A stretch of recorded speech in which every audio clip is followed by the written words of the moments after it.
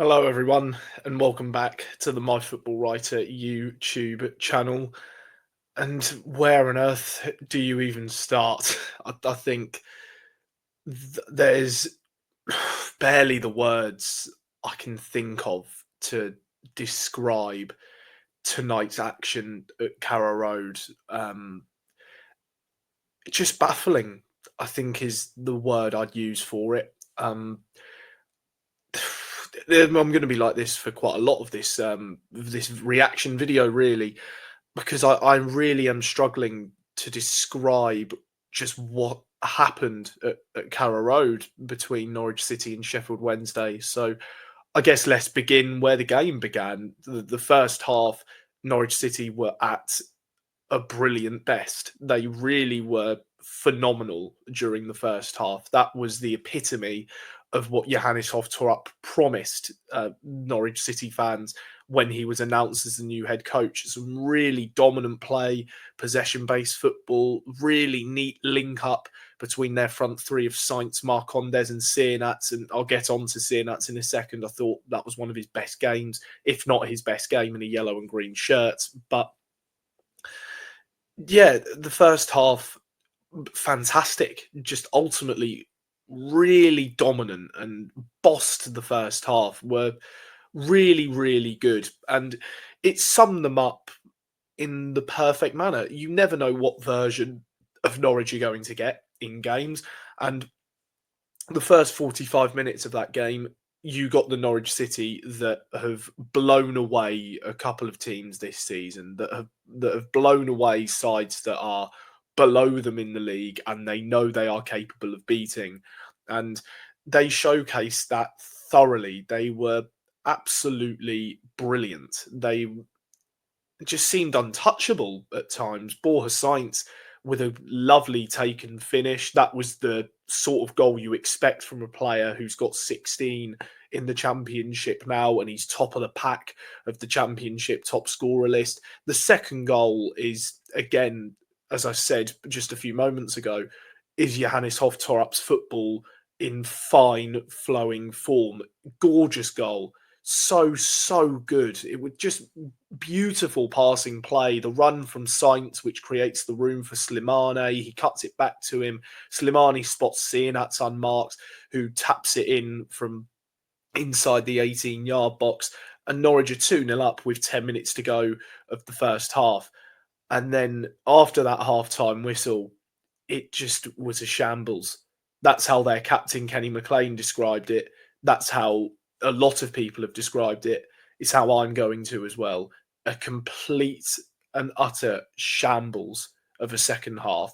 Even within the first 5 minutes, you knew it was going to happen. It just felt inevitable. And what is so frustrating about the fact that it could be seen and it's happened before, why can't certain individuals, maybe players, maybe the coaching staff, why can they not seem to perhaps identify certain things in games which they can then act on and prevent this from happening? Before tonight, what was it? 26 points dropped from winning positions. It's now up to 29. So this is a massive if. It's a huge, easy to say with hindsight thing. But if Norwich City hadn't lost a game, they'd taken the lead in this season, or hadn't dropped points rather, they'd be top of the championship by a point. That shows how good this team can be, and how under Johannes Torap there is so much promise. But at the same time, there is so much frustration. And well, I find it quite fitting. The most recent video before this one was me talking about why are Norwich struggling this season. They showcased it in this game. They just, when they take the lead in matches, they seem to become a bit guilty of playing as if the game is already won. And that was really showcased tonight. You looked at it in the first 15 minutes of the second half. Norwich felt as if it looked as if they were playing the game with 10 minutes to go. They felt as if they were comfortable. They weren't sort of adventuring forward, looking to kill the game off.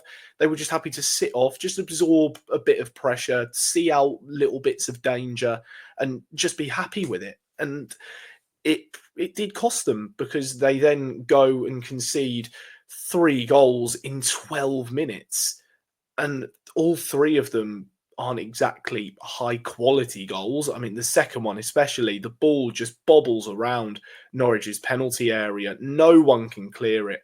And in the end, Windass is there just to slam it in. The first goal felt as if the ball was in slow motion from the header from Michael Ehekwe.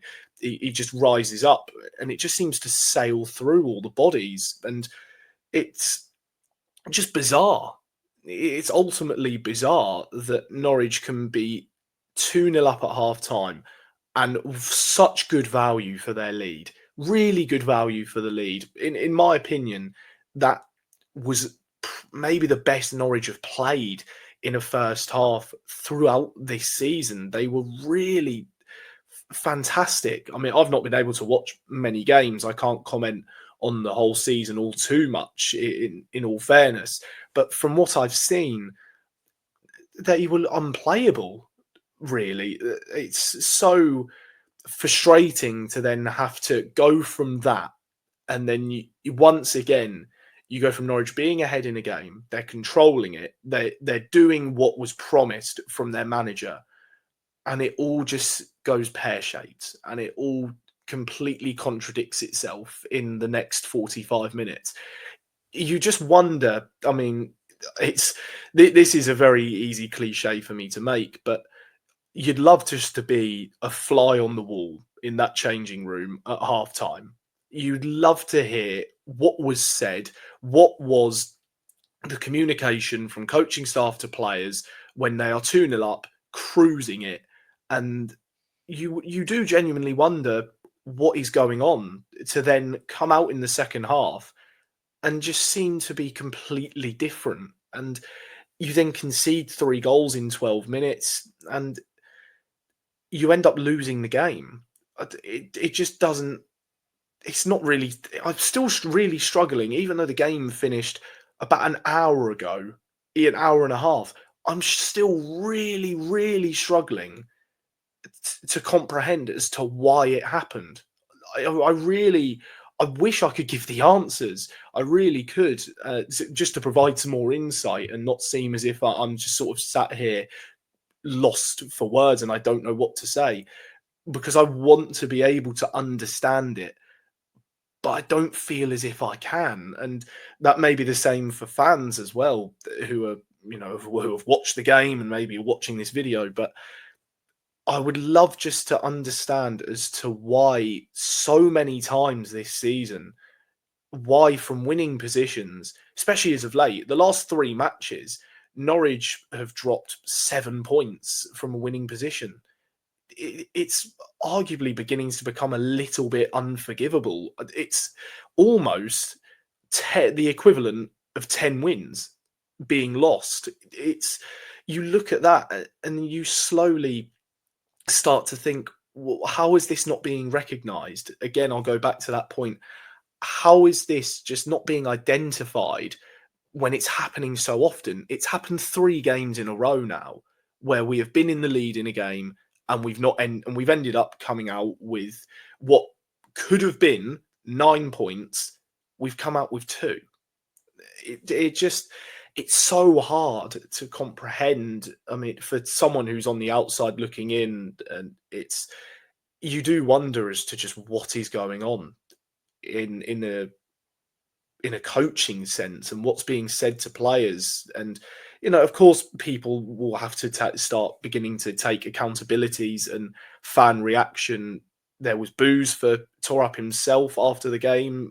There was boos as soon as that whistle went. Of course, everyone is entitled to do whatever they want. You have paid to go to a game. You can do whatever you like. But it felt justified, because it's such a huge contrast of a 45-minute period after the halftime break.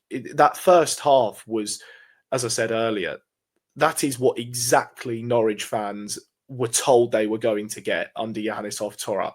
That second half completely it just epitomised what their season has been all year round.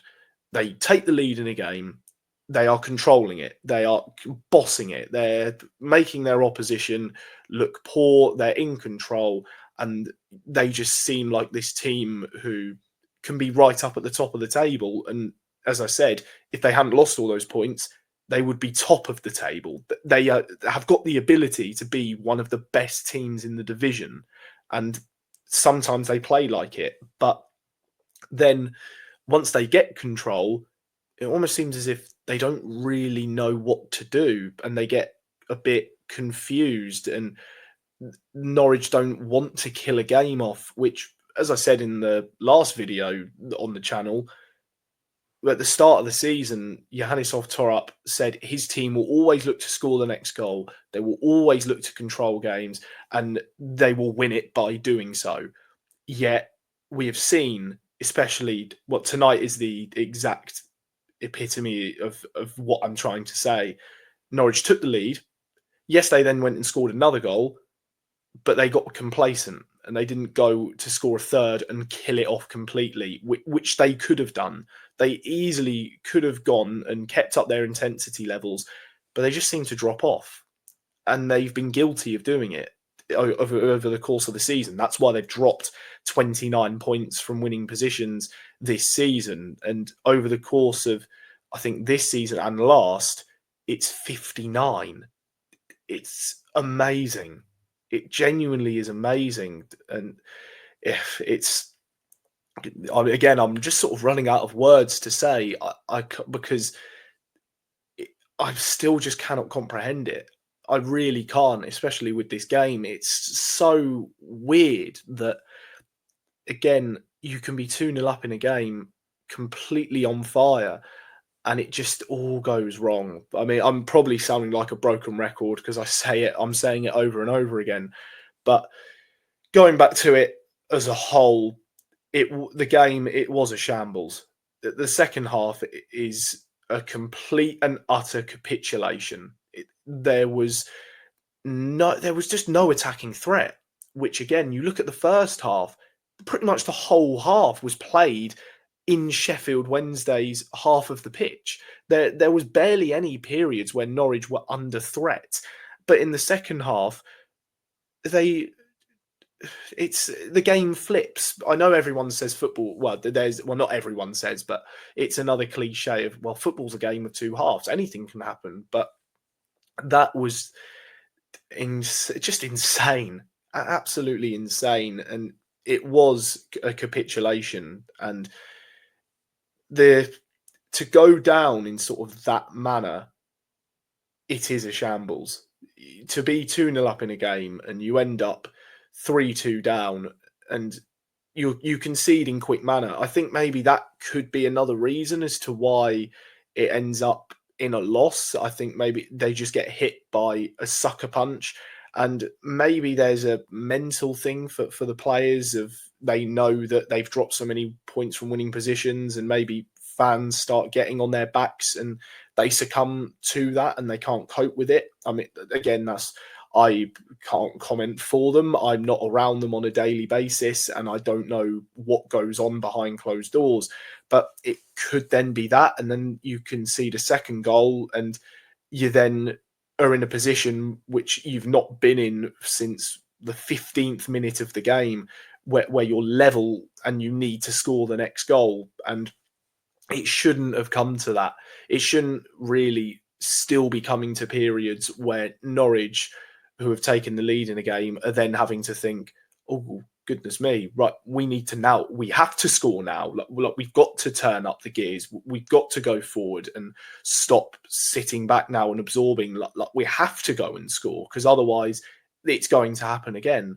And then you end up conceding a third, and it's 3 in 12 minutes, and it's a complete disaster for any team to concede 3 in 12 minutes, regardless of if it was 0-0 or 1-0. I mean, let alone 2-0, when you're it suggests, even based off you look at the statistics from the first half, Sheffield Wednesday didn't have a shot on target. Norwich were all over them.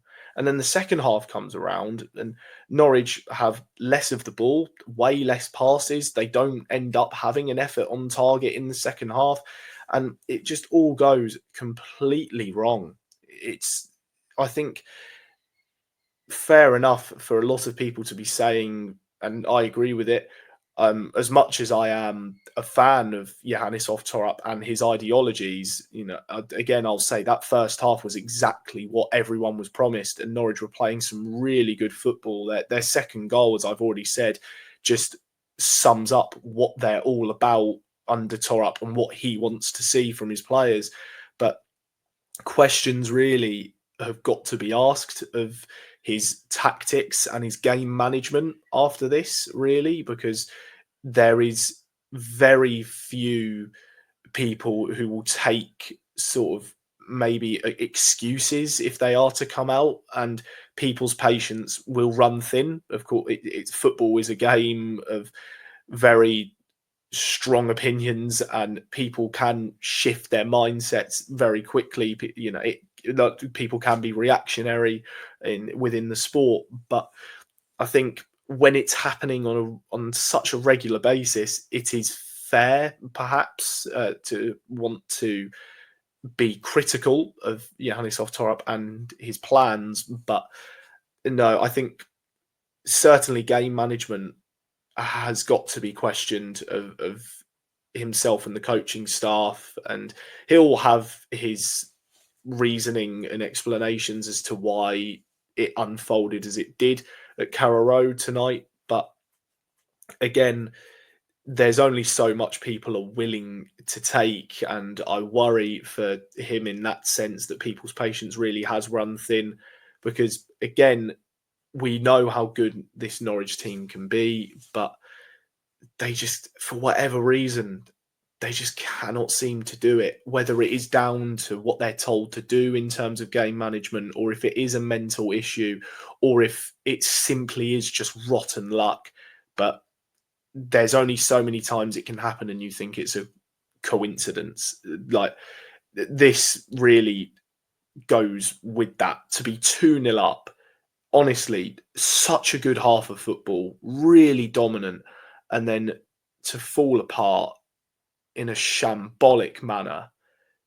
It's, again, I'm running out of the superlatives to really, well, not really superlatives, that's more positive words, but I'm running out of just words to say, because it is so hard to comprehend it and try and summarize it all, to bring it to people and try and describe as to why it may happen and give opinions on it. But at the end of the day, a team who is 2-0 up at half time and looks really in control should not be going on to lose 3-2. They shouldn't. And Sheffield Wednesday weren't exactly great. Even when they end up in that 12-minute period where they score 3 goals, they weren't they didn't look like a side who were ever going to cause Norwich too many issues, but they end up getting their 3 points, and credit to them. They've come from behind and they've ended up winning the game. And Norwich, all they can do is pick themselves up and go again, because they have to play on Friday night against Bristol City, who have just come from behind, funnily enough, to get a late point against Sheffield United, the team who are sitting up there at the top of the division. So it's going to be yet another really tough test, and Norwich's away form, of course, isn't great. But I saw another statistic, just sort of my last point really on the game, and just how amazing it is. I think Norwich have only lost twice from leading 2-0 at half time. I want to say, from the statistic I read, I want to say it was in their history, but if anyone else has seen it, feel free to correct me if I'm wrong. But they've lost twice from being 2-0 up at half time. They've both been in the last 18 months. It's just amazing. It really is. There's nothing. If you don't laugh, you'll cry, really. But what did you make of it? Let us know in the comments section. Why do you think Norwich fell apart? Why do you think they continue to just throw away leads, it seems, in majority of their games? Do you think it was a shambles, or was it genuinely just down to some really, really bad luck? Let us know in the comment section down below. This has been the My Football Writer YouTube channel. It's goodbye for now, and we will see you on Friday for the MFW Watch Along.